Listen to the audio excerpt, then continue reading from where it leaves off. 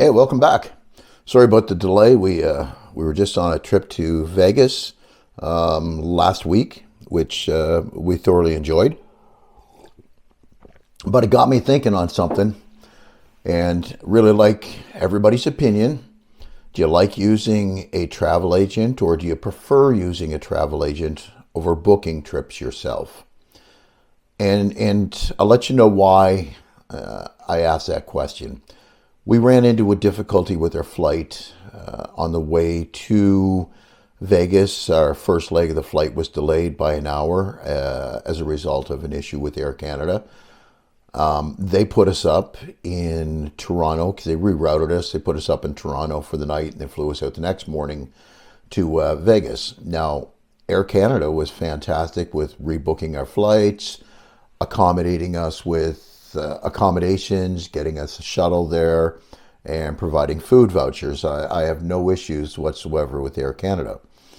Where we ran into issue is because it was booked through Air Canada Vacations, which apparently is a separate entity. Air Canada couldn't help with anything to do with our accommodations on the end or in the Vegas area. They couldn't adjust that for us because we were losing a day. We wanted to extend past another day. They couldn't help with that we would have to go through Air Canada Vacations for that. So Saturday morning, we're at the Toronto airport, and we have about an hour before our next flight. So we are trying to connect to Air Canada Vacations and make all those adjustments. Now, I get a hold of Air Canada Vacations. The first thing they ask at 8 in the morning is, did you contact the hotel? Well, I thought that's why, I had a travel agent that they could handle contacting hotel and tell them I wouldn't be arriving that night. I'd be arriving the next day. We were traveling until about midnight that night because of further delays, and we didn't get into the hotel till midnight and went to sleep. I got up the next morning, and I did try calling, but the reservation desk was closed, so I couldn't make any adjustments or talk to anyone there. So that was one point. And the second point was I was having issue with Air Canada Vacations in them telling me that I had to rebook an extended day for return through Air Canada at the airport. Well, I was at the airport, and there's an Air Canada customer service desk right beside the restaurant. So I went over, I talked to them. No, sorry, you have to do that through Air Canada Vacations because they're the ones that booked it, which is what I kind of suspected to begin with. That's the way it normally works. So I call back, nope, sorry, you have to. Finally, I provide my phone to the Air Canada customer service desk, who said by all means they would help us out. And through them talking to the Air Canada Vacations rep, through my phone, which I don't get, which they couldn't talk to each other and sort it out, but they were able to get it fixed so that we're returning the next day. Now, on the way back, we had a whole bunch of delays. But again, Air Canada was fantastic at putting us up, providing a change of dates, giving us options on the way back. And I've got absolutely no issue with them, but I did not deal again with Air Canada Vacations. It was so frustrating. The next day, when we did arrive in Vegas, we arrived to find out that our hotel booking had been canceled because we were a no-show the night before.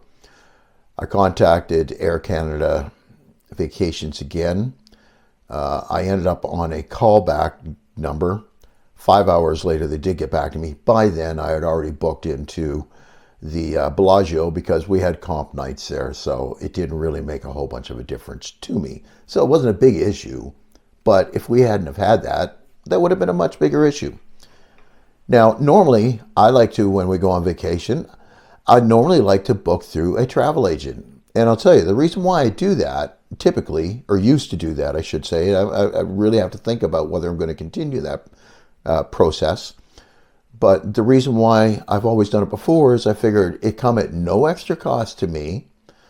And if somebody else is going to make a commission on a sale to me, then I'm all for somebody else making that commission if it's not costing me anything extra. And another added bonus to that is when it comes to the end of the trip, or if you experience some difficulties, you've got someone to fight on your behalf. What I didn't realize or never really thought about until this vacation was it also creates a second level of bureaucracy if you're trying to get something fixed. Hotels and the airlines will not communicate with you directly. They will only communicate with the agent who booked the flight or booked the hotel. So now no longer are you able to get fixed something yourself. You have to call somebody else to get it fixed. Air Canada Vacations says they've got a 24-hour number to get a hold of. Well, guess what? That 24-hour number is not actually 24 hours. They were closed from 11 p.m. to 5 a.m. Pacific time. So, which meant for us in Toronto, I had to wait till 8 o'clock before their office opened so I can get a hold of somebody. And then if you end up on a wait list, you're even longer. So realizing that, I decided to look into some stuff and see what kind of a difference it made. Now, normally I go to Trip Central. So I'll go to Trip Central this time and I'll show you what we find on there. So let's say, for example, we're going to pick Las Vegas, Halifax to Las Vegas. It's just the one that comes up there first. It's one of the cheaper ones. And I'm going to select a package to the Strat, a 4-day package. And this year turns out to be what I picked for sometime in May. All right, so we're going to look at that in May. And this is going to be the cost that you will see booking it through Trip Central. Now, to go book this on your own, to book the airfare and to book the hotel, as you're going to see, isn't that much of a difference. One thing with booking through Air Canada Vacations is they do not pay your resort fee. So do know that you've got an extra $50 US a day resort fee that you're going to have to pay. One bonus is they will pay for your luggage in a package. So do know that when you're comparing, is make sure you're comparing apples to apples, not apples to oranges, in some slight difference there. Now, when you go onto the Strat's reservation page, they'll include in their price, as you see on there, that the resort fee is included. So you'll see that cost is on there. Now, when you look at Air Canada Vacations and you look at that price, you say, wow, how can I go there for that flight, for that cost, and for the hotel fees? And that's originally what I thought. Wow, it is too great of a bargain to pass up. But when you actually look at it and go into Air Canada and book their flights separately, or another airline, whatever you want to get cheaper, you can find that, take a look at the hotel for the Strat. I mean, the Strat, yes, it's one of the lower end hotels on the Strip, but you're still on the Strip, right? You take a look at the Strat for the nights, we're looking at $15, $14 per night. Now, Air Canada is not paying your resort fee of $55. It ranges from $49 to $55 US a night. They're not paying that. So once that's already added on, that really, you're not paying a whole bunch extra for the hotel itself. So those really turn out to be comparable. Remember to look at your luggage. Now, being a veteran with Air Canada WestJet, we don't pay for our luggage anyway. So, but if you have to pay for your luggage, do consider that, because sometimes your fees can be up to $100 per bag for your first check bag. So put that into your numbers as well.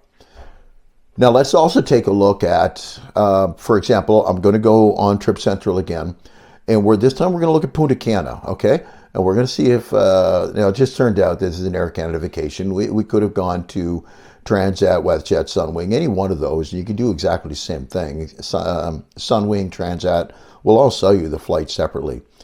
But anyway, we picked Grand Bahia, Punta Cana, and I'm just looking to compare on there, okay? Now, for the dates I selected for February, you can see here that the price is over $5,000 for a package deal to take you down, direct flight down, your hotel for a week, all-inclusive, and your flight back. Now, we take a look at that separately. Now, this time I couldn't happen to get a flight down the exact same days because I want to compare apples to apples. Exact same days, I couldn't get a flight direct. So now I'm 7 hours instead of 4 hours flying down. But you can see here's the price for the airline itself, just simply that. And what did it turn out for the airline? $1,200.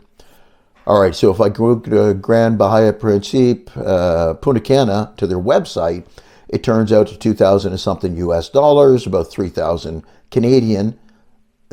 Now we're talking about, an $800 difference. Uh, and it's a lot, $700-800 cheaper to book it yourself. Not always going to turn out that way. It may turn out just the opposite. But that just goes to show you, when you go to book through a travel agent or a travel site, don't just take their word for it that that is what the price is going to be. Research it, look back on it, and see if that is the best price. And then what we found out now is what we have to take into account too, is you want all the extra red tape and bureaucracy if you need to fix something en route. After the fact, yes, it may be fantastic to have a travel agent that can advocate on your behalf to fix something. But while you're there, majority of the time, you're not going to be able to have access 24/7 to that advocate to fight for you on your behalf. As a matter of fact, whoever you book through is not going to communicate with you because you didn't make the booking. You made it on behalf of a travel agent. So you kind of got to weigh those pros and cons. Now, when it comes to something like Cuba, there you have limited options. Most of the time, you're going to have to book that as a package deal because it's going to be a lot easier to navigate. Can you book your hotel separately and can you book your flight separately? Yes, you can. But it will be a little bit more difficult. Is it worth looking into? By all means, do it. Look into it. But that's the issue we ran into this time around. So I guess my question on this really is to everybody, do you always book through a travel agent? Do you book through a travel website as a package deal? Or do you typically go through and book separately all on your own? And if you do book through a travel agent or site, I'd love to hear your perspective as to why you do that. What's your reasoning behind it? And I'm wondering if there's pros and cons to this process that I'm missing out on, or that I'm not understanding. Again, I'd love to give the commission to somebody if I'm not paying that extra, but part of me is starting to question whether, with the internet nowadays and access to everything, maybe travel agencies and travel sites have passed their due date. Maybe that's one of the services that just really isn't required anymore. For somebody doing wedding planning, bigger events, I could certainly understand using a travel agent for that. Something that's a little more complicated that you just don't want to have to manage on your own. Maybe you want a travel agent to set everything all up for a group, and then all individual couples within that group are able to call the travel agent, pay their money, book it on their own. So that's not your responsibility. You're not booking that as a whole group. And you're also not trying to ensure that everybody ends up in the same flight, that everybody ends up in the same hotel. Then that's not on you. That's on the travel agent to try to do all that extra work for you. Totally get that. That makes sense. But for those that are just traveling as a couple, or for those traveling solo, I'm not really convinced that that's the best way to go through a travel agent. I'm not convinced, because now we can look through multiple airlines, we can look at multiple airports, and we can find the cheapest and best flight for us. Remember, cheapest isn't always the best. Somebody like me, I don't like showing up at midnight and stumbling to our room at 1 o'clock in the morning. Don't even care what it looks like, you're exhausted, and wake up the next day, and then you can start. I just don't enjoy doing that. I'd like to show up sometime around 5 or 6, and same with leaving. I don't like leaving at any time after 5 o'clock in the afternoon. I do not wish to spend all afternoon at a resort. No, and I really can't have, a couple drinks because I'm going to the airport, knowing that I'm stuck in the clothes that I have because I've got nowhere to change.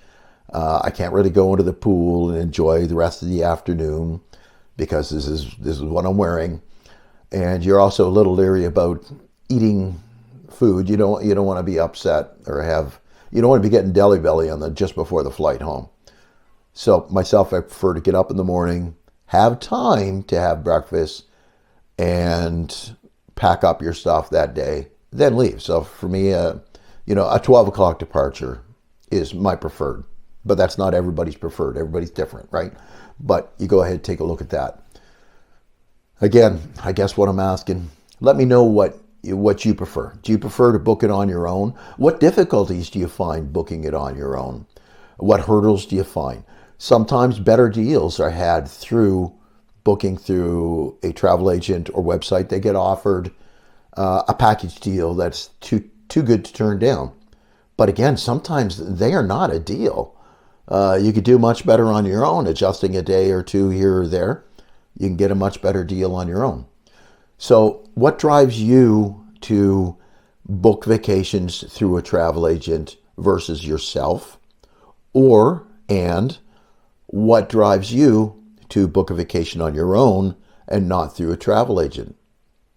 I know myself, I'm going to be a little more diligent in looking at stuff on my own because of the last trip and the last experience that I don't need the extra bureaucracy and red tape. Now I have to go through Air Canada Vacations and try to get some money back for hotels that weren't supplied, and I don't think were my fault for not canceling. I think that should have been on them. They should have been aware that, the flight was changed. It's all Air Canada, in my opinion. But I would appreciate your thoughts. Throw it down in the comments down below if you could, and I'd certainly love to chat it out.